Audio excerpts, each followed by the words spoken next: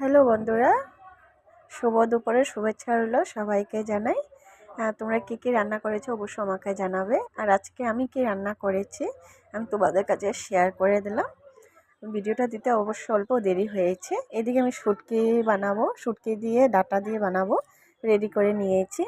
আর এই কচুটা কে কে চিনো অবশ্য আমাকে জানাবে। এই কচুটাকে বলে যে দুধ কচু।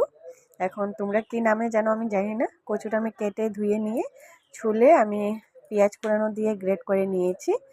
আর তেল দিয়ে দিয়েছি কড়াইতে, শুকনো লঙ্কা আর শস্য দিয়েছি। তারপর কচুটা চিপে আমি জলটা বের করে দিয়েছি, না হলে ভালো লাগবে না খেতে। কচুটা ঢেলে দিয়ে আমি কি করেছি, ছোটো টমেটো ছিল অবশ্য, এগুলো হয়েছে আমাদের বাড়িরই।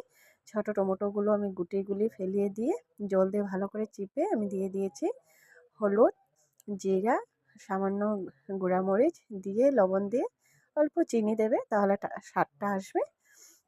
আর নামাবার আগে অবশ্যই অল্প গরম মশলা দিয়ে দেবে। আর অল্প হয়ে যায় বন্ধুরা, কিন্তু খেতে এটা ভীষণ ভালো লাগে।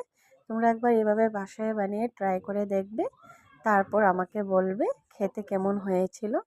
আমাদের হয়তো ভীষণ সবাই ভালোবাসে, তাই আজকে ও কচু কেটে দিয়েছিল, মানে তোমাদের দাদাভাই আমাদের বাড়িতেই আছে, আমি বানিয়েছি। আর এদিকে আমি মিষ্টি কুমড়োর ডাঁটা দিয়ে, আলু দিয়ে, মিষ্টি কুমড়ো দিয়ে আমি চট্টা শুটকি বলে এটাকে, ভালো করে অবশ্য নামটা জানিও না, বানিয়ে